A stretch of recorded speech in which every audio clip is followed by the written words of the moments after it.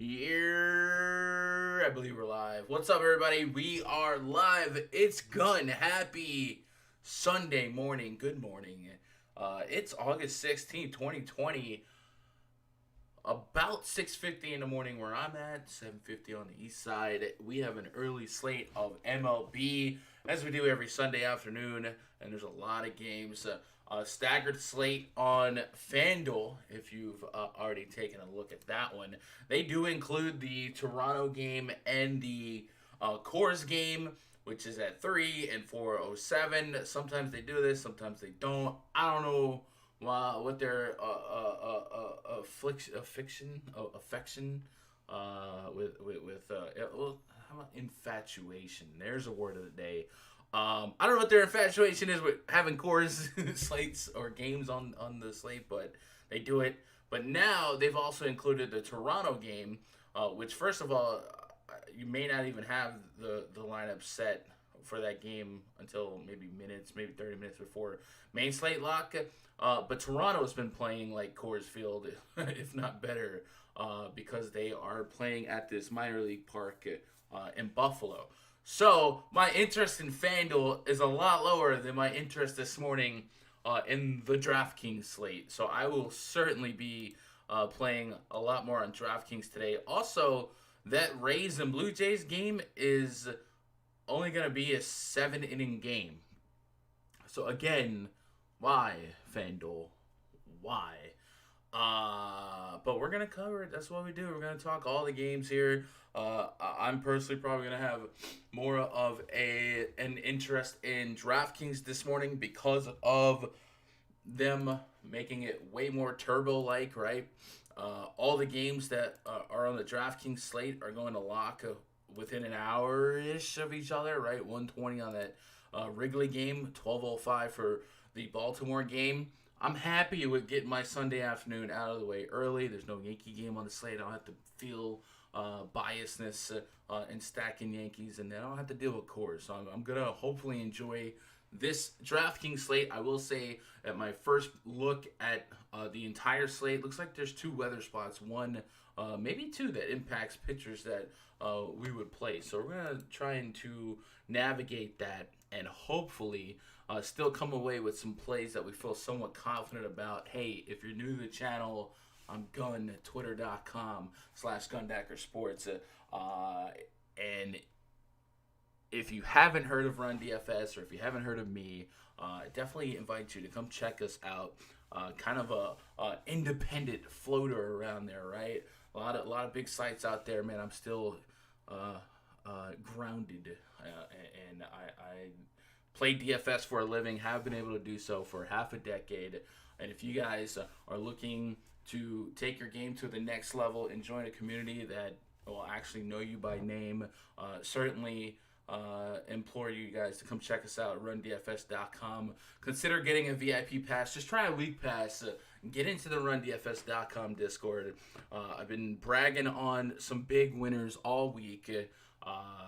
In the last week alone, I think we've seen Creasy flip a couple G's on some DraftKings MLB. We saw Jake hit 100K yesterday in NBA. I haven't seen how they did in UFC last night. On the same night that Jake took down 100K, I took down one of the DraftKings mini maxes. So it was a lot less excited for me than he was, but we are winning at all different levels, all different bankroll sizes. And if that's you, no matter what your bankroll size, if you just love DFS and you love the thrill of game theory or just sweating lineups, I think you'll love the community we got there. It is so diverse that I promise you, no matter your walk in life, we have somebody in there, or gender, we have somebody in there that can relate to you, and you'll fit right in. Anyway, let's start talking about today's slate for FanDuel and DraftKings. I'll plug the VIP once more later. But there are, on the DraftKings slate, 1, 2, 3, 4, 5, 6, 7, 8 games for the main slate. So that's going to make 10 games for the FanDuel slate. So we need to start getting them out the way. Enough jibber jabber, and let's get cranked up. Game numero uno. The New York Metropolitans at the Philadelphia Phillies. We got Rick Porcello on the bump taking on Zach Wheeler, former Met. Rick Porcello, in his first 2 outings, he allowed 11 runs in 6 innings. In his next 2, he allowed 3 runs in 13 innings. A big part of the difference has been an improved changeup. He'll be up against Zach Wheeler, 2-0 this season with a 2.89 ERA. He has the lowest strikeout rate of his career, just 11%. But he's getting ahead of hitters early and inducing early contact. It has him averaging a career low 13.8 pitches per inning, which has him pitching deeper into games. So maybe the Jake Arrieta effect. I don't know. I would certainly be interested in checking out their game logs, just to kind of see, because it is still less than 5 games for all these pitchers. Just to kind of see if there's progression, regression, luck, anything like that. So first of all, we're going to look at Rick Porcello.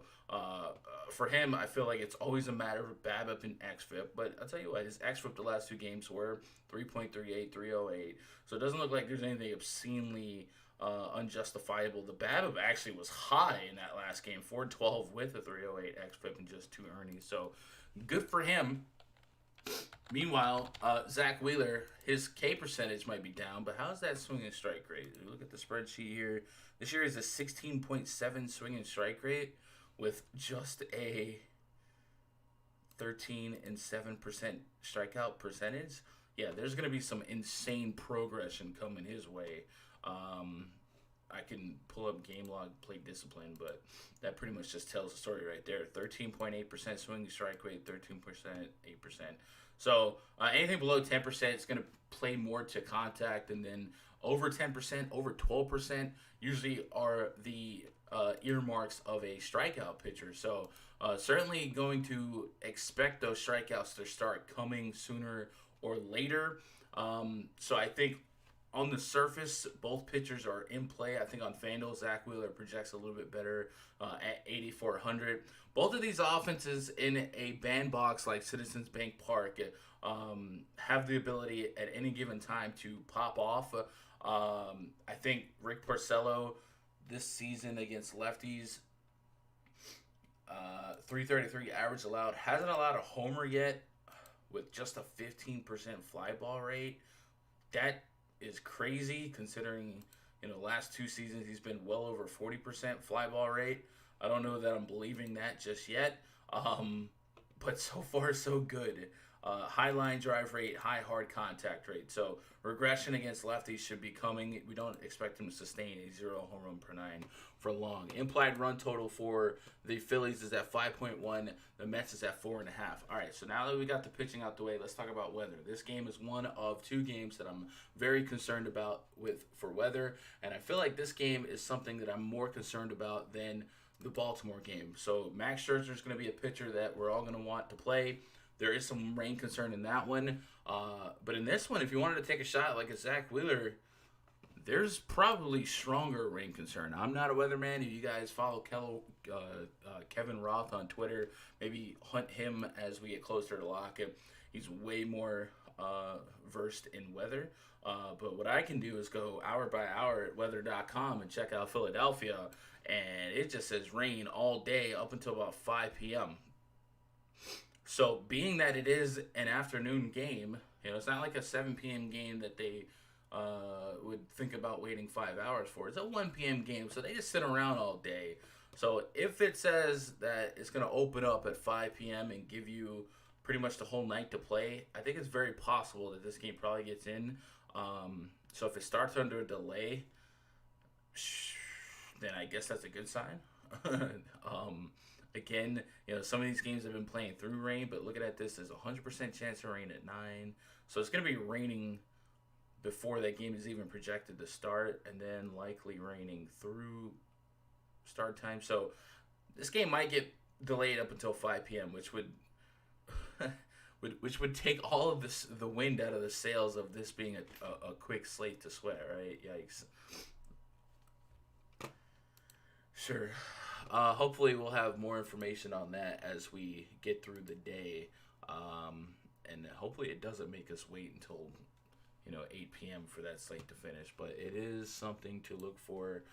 Me personally, I would have some loose interest in a Zach Wheeler. I'd be interested in seeing what each team throws out as far as a lineup is concerned. Actually, if the game does get delayed, half the day, extra rest for the catchers that maybe played yesterday. I don't think I would play Rick Porcello no matter what, but Zach Wheeler would be somebody I'd fringe consider. And if the game started under delay, it's probably a good thing for Zach Wheeler. If the game started with the rain, that would probably be more of a problem because there's a chance that the rain picks up in middle innings and you only get 2 or 3 innings out of your starting pitcher, and then they get cold and they don't pitch the rest of the game. So if we see the game starting under delay and we're interested in Wheeler, I do feel like that is a plus. Let's move on to the next game. Sorry. It's early, guys. I'm trying to get this bang in my system. Last night, I don't know about you guys, but I have long struggled with insomnia and sleep issues and whatnot. And, being half of my professional career working the overnight shift, I don't know. I just have never slept consistently. So I finally gave in and tried this stuff right here. I don't know if you can see it. It's these melatonin sleep gummies. I tried 2 of them last night. Boy, I got some deep sleep. So I'm still just trying to kind of wake up from that. I didn't make coffee, so I'm hoping this early morning bang will get me going because I do have to do some NBA content today as well for tomorrow. Moving on to the next game, Nationals and the Orioles. Another potential rain game, but I have higher hopes for this one playing out. We got Max Scherzer up against John Means. Orioles, really pesky team. They really made Patrick Corbin a not good play last night. Max Scherzer's 1-1 on the season with a 2.75 ERA. He's 2-0 with 50 strikeouts and a 1.53 ERA against the Orioles since 2016. On Tuesday, he returned from a tweaked right hamstring, and he struck out 7 over 6 innings against the Mets. John Means missed 2 starts mourning the passing of his father. He returns to the mound for his 3rd start of the year. The All-Stars looking for his first win of 2020, having gone 0-1 with a 7.71 ERA over his first 2 starts. So, condolences to John Means. And hey, a narrative game, right? Another weather game here to watch for. Unlike the Philly game, it does look like we get a quicker path to no rain again. I'm not a weatherman. I'm just going to weather.com. You guys pay attention to Roth more than you pay attention to me. But this game looks like the rain is going to happen a little bit before first pitch, which would be, 1 p.m. Eastern?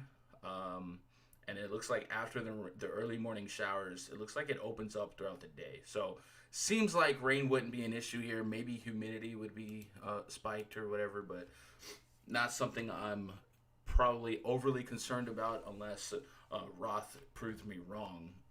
With that said, Max Scherzer's on the slate. Max Scherzer has, I would probably argue, the highest ceiling of any pitcher on this slate. So Max Scherzer's got to be somebody we consider. Against the Orioles team on a slate that doesn't have Coors or any projected shootouts, Max Scherzer has to be the guy that I would say the bulk of the field is targeting and probably ends up being one of the highest-owned pitchers, if not the highest-owned pitcher and player on the slate, just based on his floor-to-ceiling ratio. Like I said, the Orioles have been pesky, man. They are annoying to pitch against lately. But 30 fantasy point potential is a range of outcome for Max Scherzer. If any pitcher, no matter what the price, gives you 30 fantasy points, you'll take it because baseball is more of a raw points thing, right? So Scherzer's in the pool, and unless something flipped there on the weather projection, I don't really have too many concerns about playing him.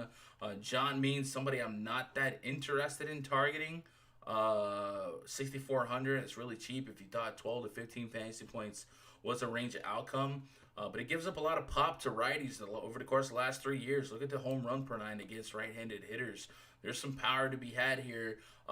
Biggest power bats against lefties, I guess Howie Kendrick batting 335 over the course of the last 2 years against lefties, slugging over 540. He could be a problem. Juan Soto's been hot since coming back. John Means is much, much sharper against lefties. So not something that I would project Juan Soto to succeed in, but he's Juan Soto. And then, of course, once you dip into the Orioles bullpen, it's all bets off. Implied run total for the Nats is not out yet. Neither are the Orioles. But I would imagine it's pretty low for the Orioles, and probably right around 5 for the Nats would probably be where that opens up. Asdrubal Cabrera, also somebody I would look at as somebody that's been hitting really, really well to start the year.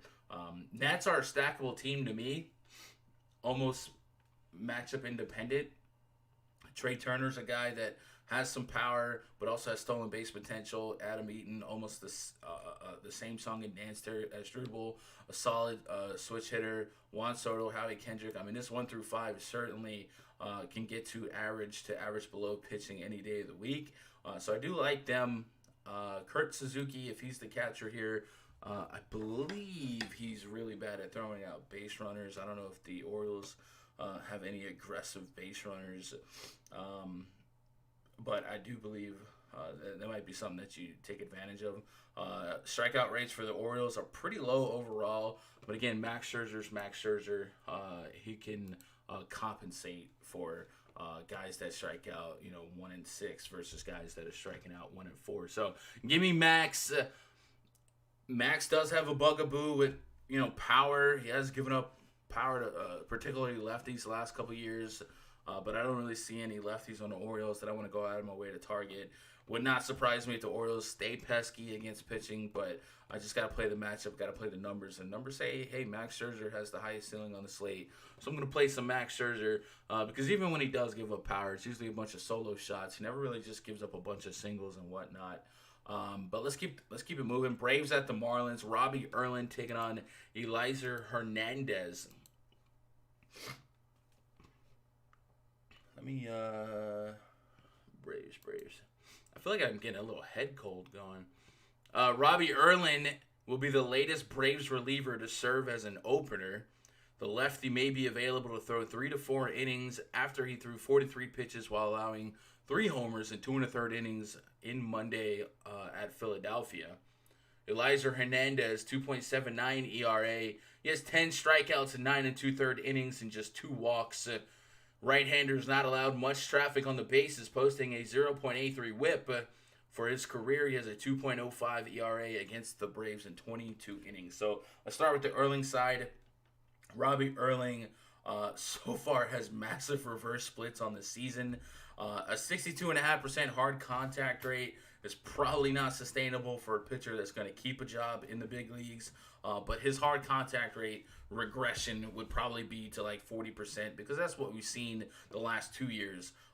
He has shown a propensity to be reverse splits in terms of average allowed, a 333 average allowed last season to lefties, 360 plus this year with some power.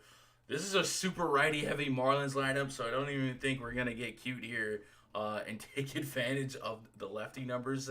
But against righties, high average allowed as well with a lot of power this season. But last year, even though it was less power allowed, almost a 300 average allowed, the righties are all in play. The Braves bullpen has certainly not been pristine at all, to say the least.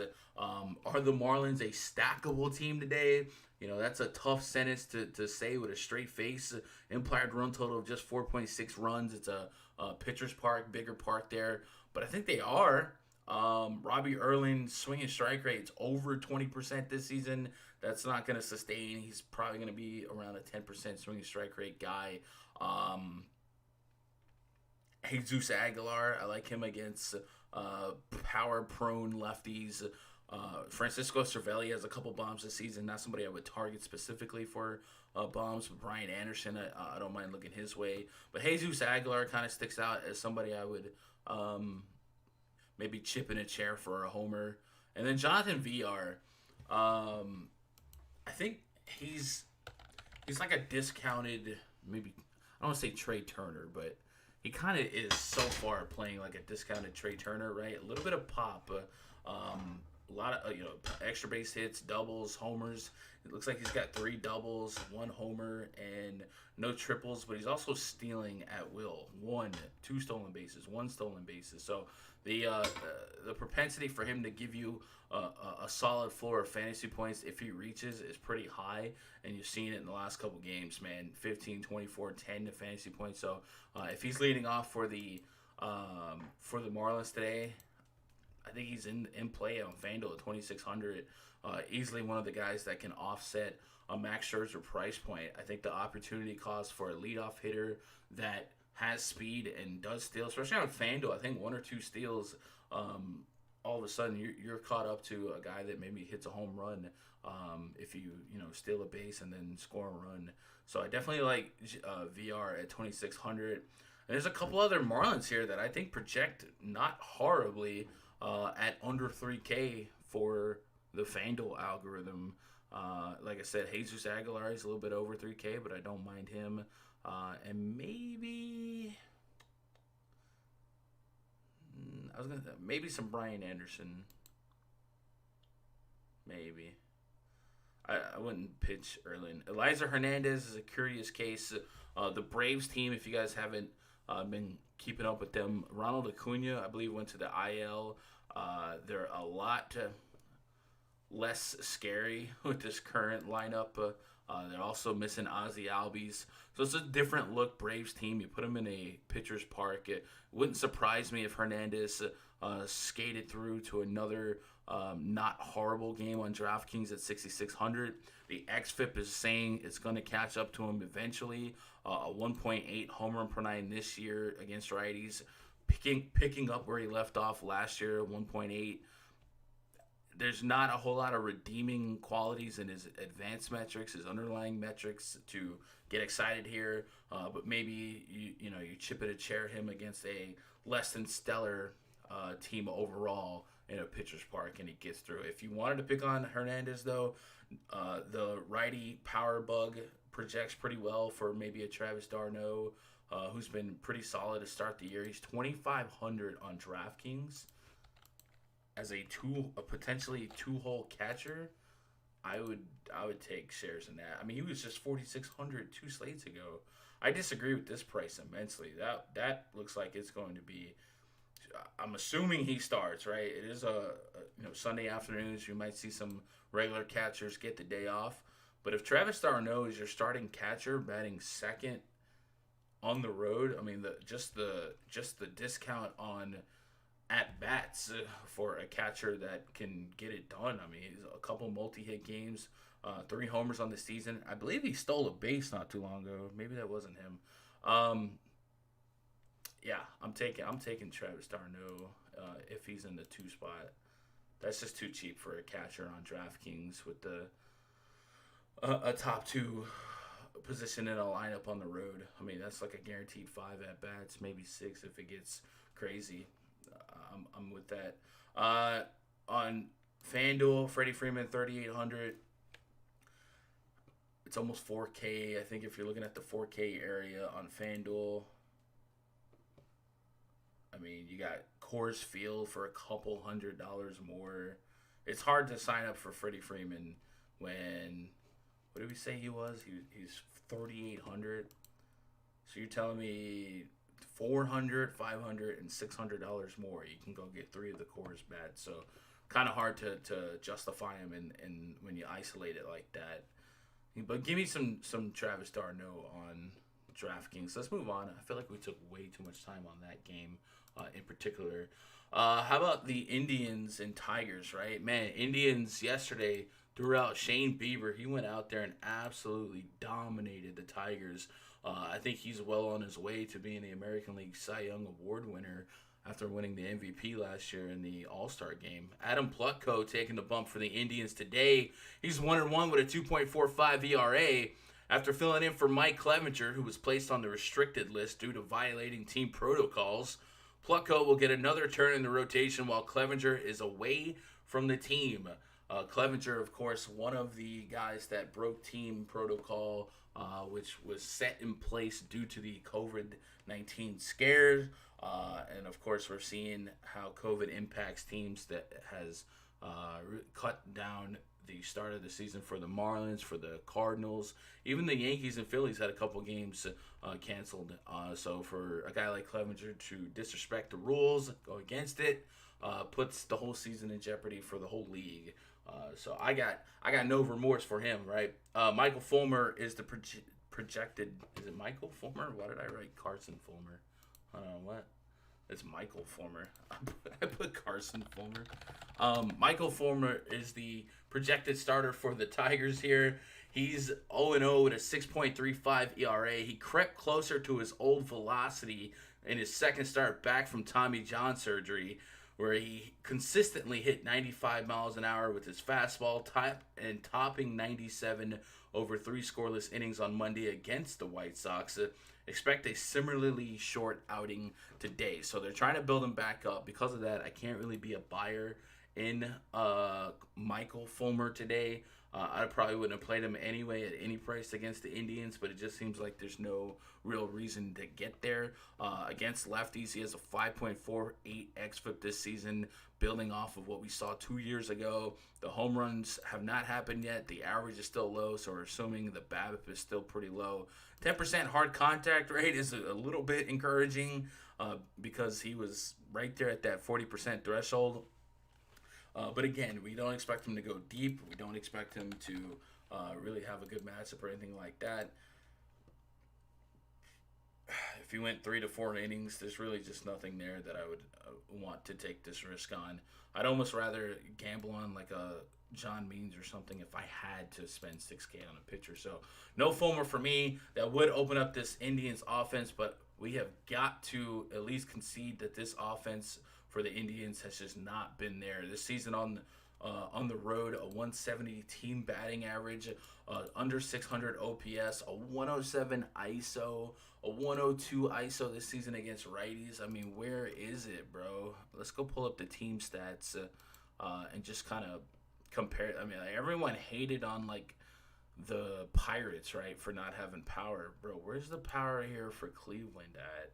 Indians have the third fewest home runs in baseball. Team ISO is the lowest in the major leagues. It's bad. 307 OBP as a team is bottom 7. I mean, at what point do we start looking at the Indians as a team that needs to get it together? A 70 WRC plus, like, Indians are not good right now, and I think people are not paying attention to that. So obviously we can't play Fulmer here, but sooner or later there might be a pitcher that comes around that we can gamble on and take advantage of this Indians lack of production. In the last 7 days, the Indians have hit for a little bit more power, but again, nothing for me to go out of my way to target here. Indians have an implied run total of 5.1. The Tigers 4.5. Adam Plutko being on the bump for the Indians might open up a couple of one-off potentials for me in this Tigers lineup. Plutko, if we really pull back the sample size here, especially the last 2 years, lefties are his bugaboo. A 280 plus average allowed the last 2 seasons, 2 left-handed hitting with a 1.68 plus home run per 9. So could we get some power out of maybe a Nico Goodrum or somebody like that as a surprise, first pitch homer or something like that? I think it's very possible, but the fact that he allowed a high average as well, if we can get some stocking stuffers from this Tigers team, I don't mind doing that. I certainly think a lot of people might be a little bit more open to playing Plutko after what Shane Bieber did yesterday, but it's just not the same for me. So I don't think I get there on Plutko. I don't think I'm playing either pitcher. I don't feel like I'm going to end up full stacking either one of these teams, but I'm certainly open to one-offing. J-Ram, Lindor, Santana are basically the only 3 guys from the Indians I've been targeting. Every now and then I'll take a Franmil Reyes against a low swing and strike rate contact pitcher. On the Tiger side, to pick on Plutko's lefty numbers, maybe Nico Goodrum, like I said. Nobody else really is pulling at me And like I said, Plucko does have a 20+% K rate to righty, so half of this Tigers lineup will likely be strikeout prone right-handed hitting. But in that same breath, he allows a lot of power. A 1.94 homer per nine last season to right-handed hitters, over 3 homer per nine this year to right-handed hitters. Could we get something out of maybe Jonathan Scope, who has had several bombs this season? I think it's possible. Miguel Cabrera has a couple bombs this season. Again, I'd probably just like sprinkle them in my mass scripting as one-offs, right? There's going to be some home runs here, likely, but it's hard to have 4 or 5 Tigers in your lineup and just feel the best about it. So I probably don't. Let's move on to the next game. Minnesota Twins hosting the Kansas City Royals. We got Brady Singer taking on Randy Dobnik. Randy Dobnik, why can't I quit you? I play this dude. I have been playing him. Brady Singer, I have not been playing him. He's going to make his 5th MLB start. All 4 previous starts for Singer lasted 5 innings. On Sunday against the Twins, he allowed 5 hits, 2 runs, and got his first win. Randy Dobnik, 3-1 with a 0.9 ERA. He's been the Twins' most consistent starter this season, despite making an adjustment to add break on his sinker. The rookie right-hander has allowed only 2 runs in 20 innings across 4 starts. So the reason why I have been playing Dobnik is because he has so far projected as a inning-eating pitcher with, I believe, the propensity to get strikeouts, even though he hasn't been getting them. Last year, he had nearly a 13% swinging strike rate. This year, I don't know why his 2020 metrics isn't showing. I feel like he's got plenty of sample size. So let me pull up Dobnik's official card on FanGraphs.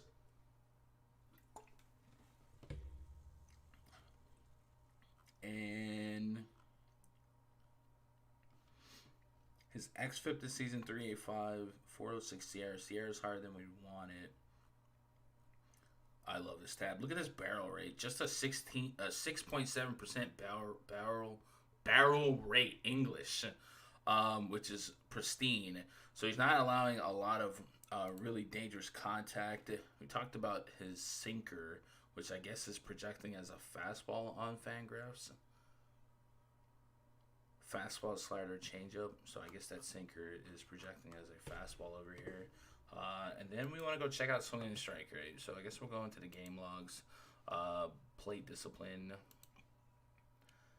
Just a 5% swing and strike rate the last 2 games. So he has been pitching to contact. So I don't know whether to project progression or regression or not. I would assume to at least meet in the middle somewhere. 7,900 on DraftKings. I'm looking for 15 to 20 fantasy points to feel, somewhat happy. Is that a range of outcome for him? Yes, it has been for the last 3 games.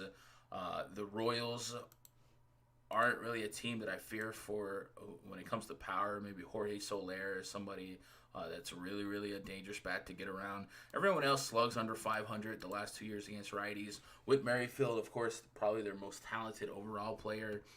Those 2 bats would be the most concerning to me. But for the most part, I think Dobnik's in the player pool for me. Probably a tier 2, maybe a tier 3 option in terms of my personal ownership. Brady Singer, a high K rate so far to right-handed hitters, and the xFIP kind of backing him up. Low walk rate, too. Does give up some power, 1.86 home run per 9 with a high hard contact rate. But looks like he has been really tough for right-handed hitters. Not so much for lefties, a 5.48 xFIP against lefties. So guys like Kepler, Eddie Rosario, Marwin Gonzalez could maybe give him some fits. And then guys like Nelson Cruz can take advantage of that home run per 9 issue. Twins are often one of my favorite stacks. Put them at home. They have an implied run total of 5.2. Royals just 3.9. So Randy Dobnik, for what it's worth, a minus 180 home favorite. I'd probably take some stabs at that. But like I said, I've been playing Dobnik almost to a fault. And maybe Dobnik is admittedly a better DraftKings play. Because last game, 79 pitches. They pulled him after 5. I felt like he was cruising. 10 ground balls to only 3 fly balls. I don't know if they purposely don't want him to go 6 innings or what, but they didn't let him go back out there in the sixth against Milwaukee, and I thought he was doing just fine. And the reason why that's so vital for me in a FanDuel sense is because that extra 3 outs opens up that quality start on top of the win.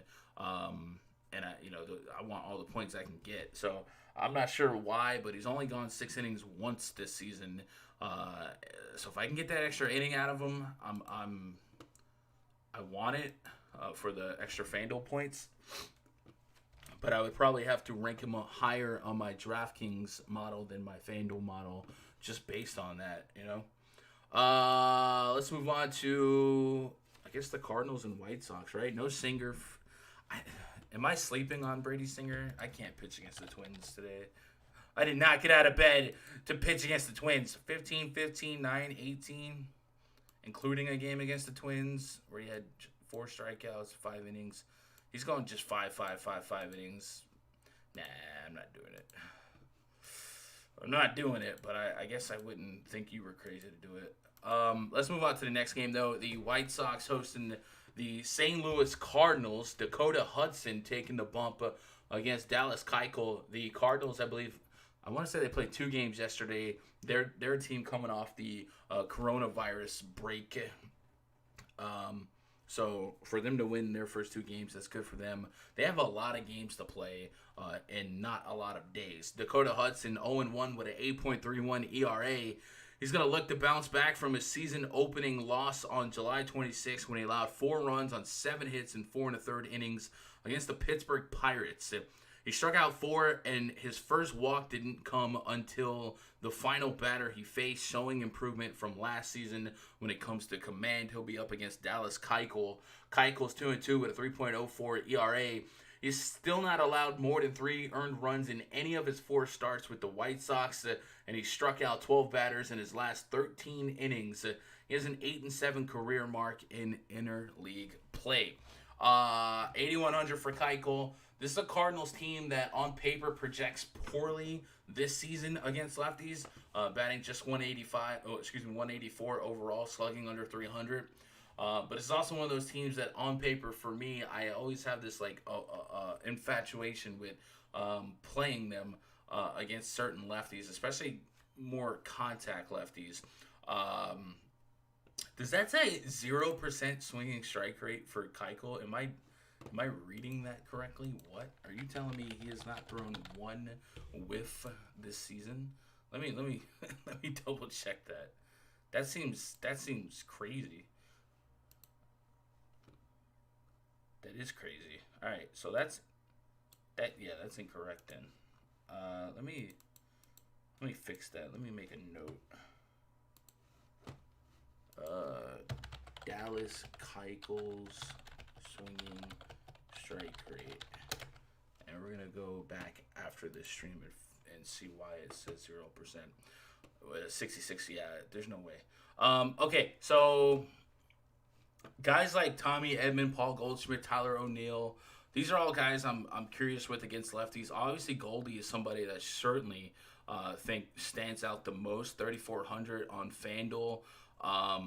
Chip in a chair him against any left-handed pitcher, but a guy like Keuchel that plays more so to contact than not is even greater to me. Just a 16% K rate to righties the last couple seasons. Home run per 9 sitting about 1. This year the hard contact to righties is 45.3%, while the ground ball rate is elite at 58%. I still think there's an argument for Paul Goldschmidt against any lefty, so I'll take some of that.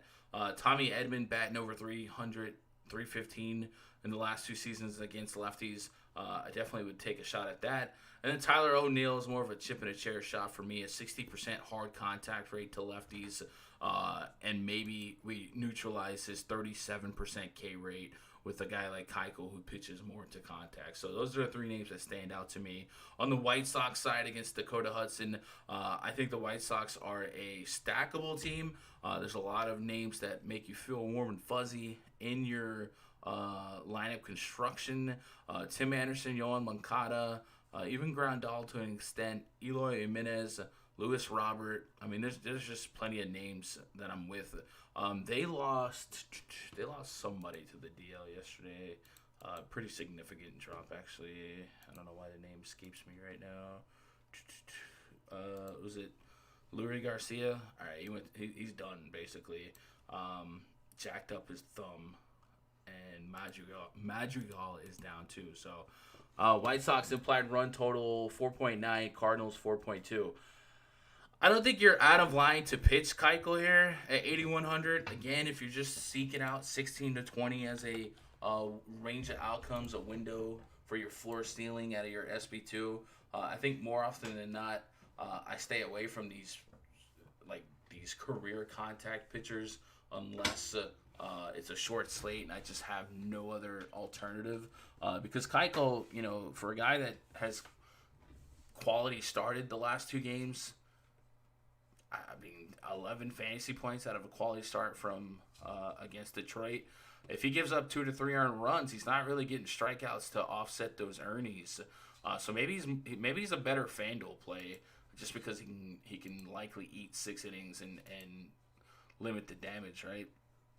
But at 8,100 on DraftKings, I'm probably very low on him in terms of interest, right? Let's move on to the next game. Astros hosting the Mariners. I feel like something bit me on my foot. If you guys are wondering what the heck I'm doing, yeah. Oh man. All right, Justice Sheffield, former Yankee great against Lance McCullers.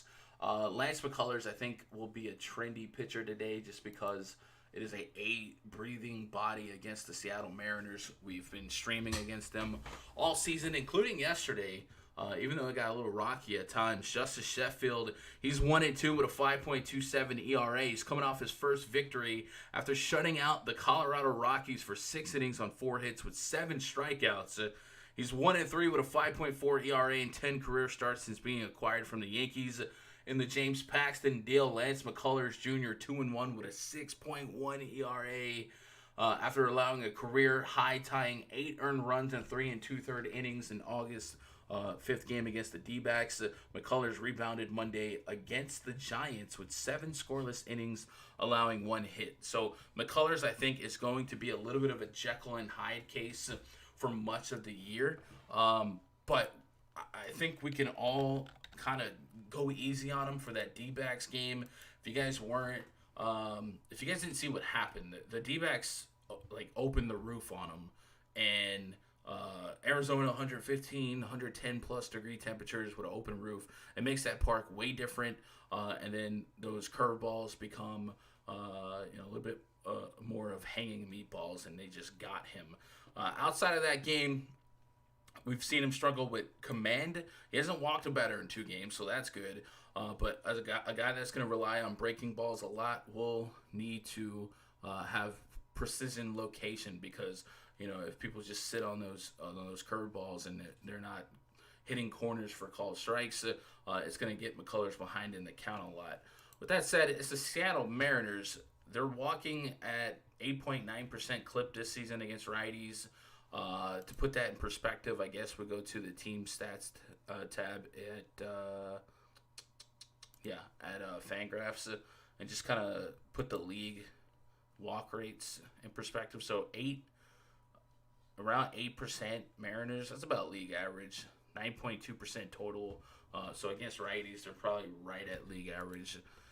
So really nothing to specifically be super scared of. At 8,700, I think if you talk about DFS and fantasy upside, compare him in that price range to like an aforementioned Dallas Keuchel, he comes with a lot more strikeout potential, right? It's going to have a 13+% swinging strike rate. Makes a lot of sense. It's a offense in the Mariners that we're not overly concerned about.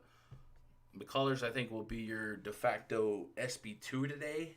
I think you'll see a lot of Scherzer and McCullers lineups, and I really don't have a case against it. McCullers and the Astros are minus 230 favorites here.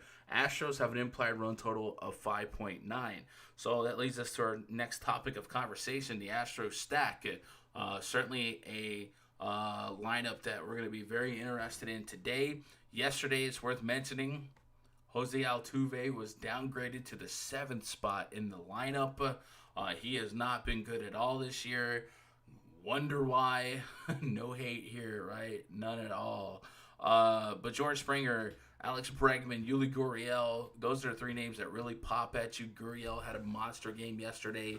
And then Yordan Alvarez. He's been hitting lefties just fine in his sample size in the majors against left-handed hitters, slugging over 600. So a guy like Justice Sheffield, who is a high-contact pitcher to both sides of the plate, certainly wouldn't be somebody that I'm running from to maybe seek out a lefty-on-lefty bomb. I think Alvarez homered off a lefty 2 nights ago, so it's certainly something that he has picked up on from where he left off last year. Astros stack, probably on the DraftKings scope, is your number one stack, right? Has to be. Highest run total. Yeah, Astros stacks stick out the most on DraftKings. Maybe on FanDuel, the ownership would be a little bit more suppressed because there will be Coors Field in the Toronto game. But I think for all intents and purposes, Astros stick out the most, and they're really not even expensive on DraftKings. Alex Bregman's 54. Everyone else is under 5K outside of Altuve. I'm good on Altuve, bro, but you can give me Yuli Gurriel, both sites easily. Yeah, Astro stack make a lot of sense here. No Sheffield at all. If we had to spin this game for like a tournament standpoint, maybe a couple of these pesky Mariners, like a Dylan Moore, Kyle Lewis, would be somebody that you take a shot on. Kyle Lewis has been batting 320 plus against righties, slugging over 600. McCullers has allowed over a 1 home run per 9 this year to righties. So I guess Kyle Lewis would be the problem if there was one. Curveball, Kyle Lewis has a 4.5 grade thus far against a curveball. Now, that's going to be super inflated due to lack of sample size, but he's easily the Mariners' best player, and it's not even close. So maybe you leverage some McCullers ownership with low-owned Kyle Lewis ownership, who's 4K on DraftKings, 3,200 on FanDuel. Yeah, that's all I got on that one. How many games do we got left? We have Cubs and Brewers, which I think is their last DraftKings game. All right. Josh Lindblom taking on John Lester. Lefty versus righty. I have this White Sox game. All right. Lindblom, 5.68 ERA. His strikeout rate is off the charts, 14.2 K per 9. Compared to the rest of his career, including his past 2 dominant seasons in Korea, he has at least 5 strikeouts in each Brewer start this season. He'll be up against John Lester. Lester 2-0 with a 1.06 ERA. Lester worked 6 innings on Tuesday, holding Cleveland to 1 run on 3 hits. He struck out 4, walked 2, leaning on his changeup as a third pitch. He had a 3.79 ERA against the Brewers in 2019. I always keep an eye on Wrigley Wind during these day games. It looks like that's not an issue today. John Lester is like my Madison Bumgarner now, right? I told you guys I was chasing those Mad Bum blow-up games, and we finally got him, and now he's on the IL. Lester's metrics are just saying, hey, man, I'm going to get hammered one of these games by a righty-heavy lineup. Look at these numbers. A 6.25 xFIP, just a 12% K rate, with a 46.7% fly ball rate. Hard contact's fine. It's below league average. But there's some regression coming. I feel like the home runs are going to spike up. Last year, almost a 1.5 home run per 9 to righties. So I do feel like he's definitely on the lucky side here. So that'll be something I'm looking at. There's definitely a feed problem with my 2020 metrics, so I need to fix that ASAP after I end this stream. But I'm expecting some regression. So a low K guy against righties. Keston Hira maybe shows a little bit of power here. Avisal Garcia projects well. Jed Jerko, I think he was one of the higher names on the bomb detector, if I'm not mistaken. Let me double check that. Jed Jerko, all the 4s. Maybe not. No, he's not. All right, 3.76, so he wasn't that high. But there are some righty bats here on this Brewers team that historically I have sought after for or against lefties. Ryan Braun's one of them. Ryan Braun has great Wrigley splits. Definitely probably somebody that has some history with John Lester if we look that up. Ryan Braun. No, but Jed Jerko had 3 homers against Lester betting 360. So maybe that's why I had his name on my brain. There's only one guy on the Brewers with a homer against Lester, right? Here I am trying to chase this blow-up game from Lester. And so far, he's been pretty doggone good against the Brewers. Implied run total here is not out for either team, but looks like the weather's going to be around 80 degrees. Wind blowing in from right field to infield. I'm probably one off in everybody. Lindblom at 6,300 on DraftKings. I think I would have some. Right, he does have strikeout potential. The park isn't playing especially hitter friendly today. I probably need 15 to feel happy. I think that's a range of outcome for me. And his last 2 starts are tougher matchups. Pittsburgh is not especially a high strikeout team anyway. So against this Cubs lineup, Javi Baez, Schwarber, Wilson Contreras, Ian Happ all strike out over 23% of the time against righties. Same with Chris Bryant. There's a couple of low strikeout guys, but at 6,300, I think I'm a buyer on Lindblom. I'd have some. Certainly wouldn't talk you off a couple of these Cubs stacks. Lindblom has had a big-time problem with lefties so far. 321 average allowed, a 5.14 home run per 9. So I think you saw a lot of the Cubs were literally breaking the bomb detector. Schwarber, Rizzo, Kipnis, Happ. I feel like this is going to be more of a concentrated sample size that will eventually water down a little bit as we get more innings pitched. But so far, so good for the lefties. So if you can get a low strikeout lefty like an Anthony Rizzo, I think this is a great spot for him to go yard against Lindblom, who still has strikeout stuff to lefties, but the guys that aren't striking out are hitting for power. So that would be my concern about a guy like Schwarber, right? Rizzo projects, I think, the best there is a low strikeout lefty with a little bit of pop. That is all of the DraftKings games. There's 2 more games here for the FanDuel main slate, so we'll discuss that. If you're here just for DraftKings stuff and you're hitting the road, do me a favor, hit that thumbs up. And if you haven't subscribed to the channel, it would help me out if you subscribe. You don't have to put the notification bell on, but if you wanted to be notified next time I drop a video, hit that bell. Otherwise, if you're getting out of here, I'll be in the RunDFS.com Discord for much of the day, especially leading up to main slate lock for MLB. All right, 2 more games here on the FanDuel main slate. It's at Coors Field. John Gray taking on Colby Allard. Colby, he threw 5 scoreless innings against the Angels on Saturday, allowing 2 hits, 1 walk, struck out 6. His only previous start against the National League team was on August 9th, 2019, when he gave up 2 runs and 4 1/3 against the Brewers. John Gray, 0-2 on the season with a 6.41 ERA. He was on a limited pitch count against the Rangers in the 2nd game of the season. He was swimming along until fatigue hit him in the 5th, where he gave up just 3 hits and 1 run in 4 2/3 innings pitched. So he's a little bit more stretched out here. He's 6,300 on FanDuel. It's a Coors Field day game, which has all the propensity to blow up. And right now, it looks like temperatures are going to be in the high 90s in Coors Field. So, yeah, I think the bulk of my interest in today is going to be over there on DraftKings, because this Coors Field game could go any which way. Matchup-wise, John Gray this season against lefties has not been getting it done. A 10% K rate, a 5.59 xFIP. Do we expect that to regress a little bit? Sure. A lot, maybe not. Still allowed a high average to lefties last year, over a 1 home run per 9, and very high hard contact rates. And we've been saying it, the Rangers, they haven't had that breakout game yet. But on the season, this team they're getting close. If we go to the 2020 batting leaders, and we go to the Rangers, and then we split this to against righties, and check out batted ball data. This whole team, outside of Todd Frazier, has a hard contact rate over 40%.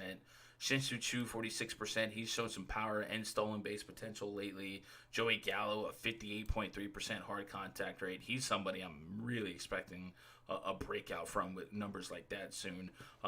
So it really stands to reason that a game's coming where the Rangers hit for a lot of power and hit 5 home runs in a game. What better opportunity than a 100-degree game in Coors Field?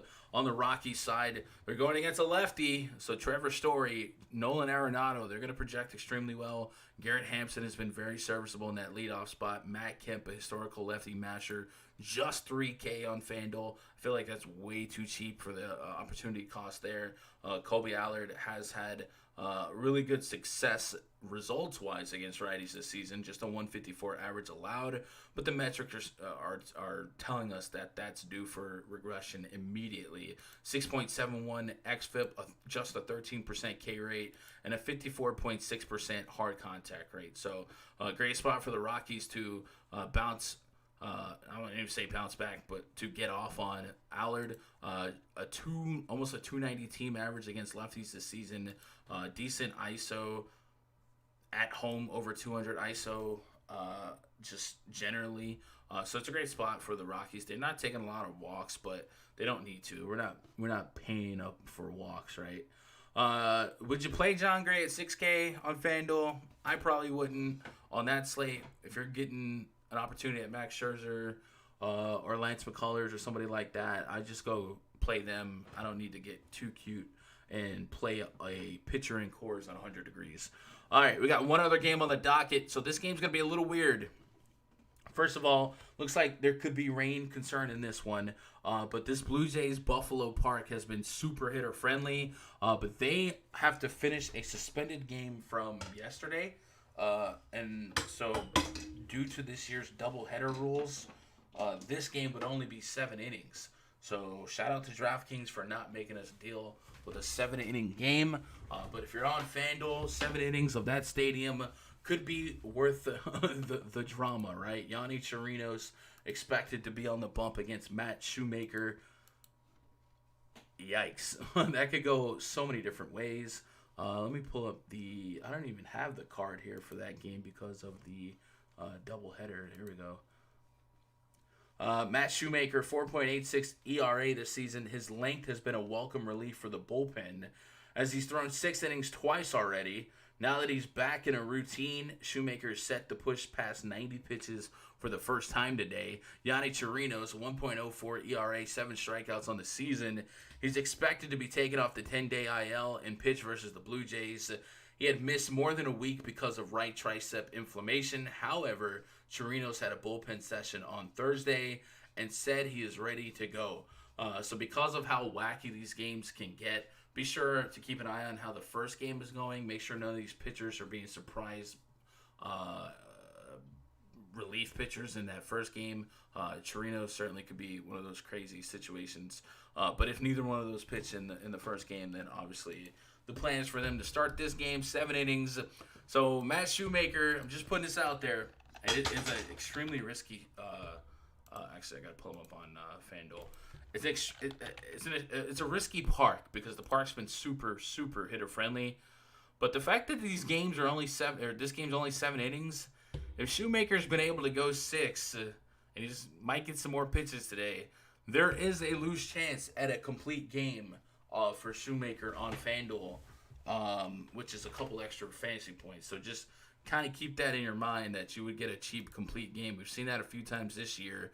Heck, in the opening day, Max Scherzer versus Garrett Cole, game got rained out after 5 innings, and both pitchers were were awarded with complete games. Cole got the win, but neither one of them got the quality start because it didn't go 6 innings. But yeah, just a fun little nuance in MLB DFS that a shortened game, you could still get complete game points. I do see some rain on the Labs card, which normally isn't a big concern. I guess we're looking at Buffalo, New York weather. And hourly forecast from weather.com. Normally, I wouldn't be too worried about rain for one game, but the fact that this game has or the fact that these teams have to play 2 games, that might make things a little bit tougher. But it looks like thunderstorms are around 2 p.m., and then it could be for the rest of the night.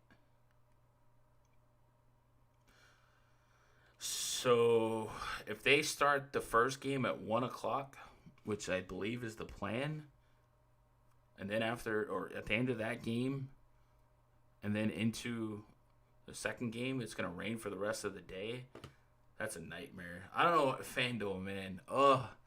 I won't be playing the FanDuel slate. Like, that's too much.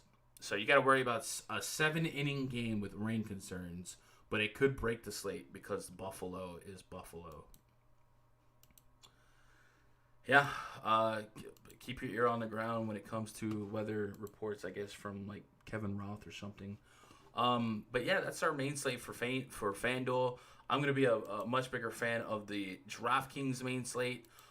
If you guys want to hang out with me today before lock, I'll be in the RunDFS.com VIP Discord getting it in.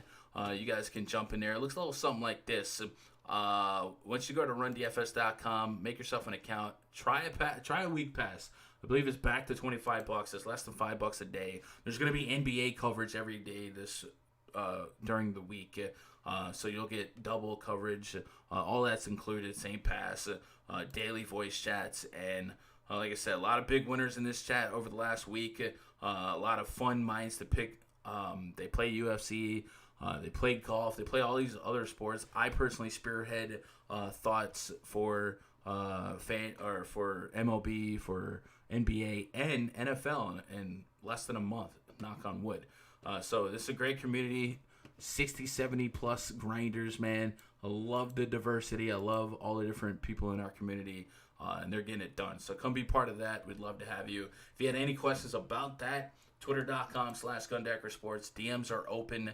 As far as this channel and content goes, I'm going to be working on some NBA content today. I'll probably have a FanDuel core plays for NBA, a DraftKings core plays, and maybe, don't quote me, but maybe a full slate breakdown video. But I might be trying to get a co-host for that. So maybe Raj will be free to talk some of these NBA playoff games. Otherwise, I hope you guys crush it today. Lots of games, lots of entertainment. Tonight, the Yankees play the Red Sox. Sunday Night Baseball. So maybe the showdown would be fun for that. But otherwise, man, I hope you guys have a great Sunday. Enjoy your family and enjoy the day as best you can during these crazy times. I love you guys. Good luck.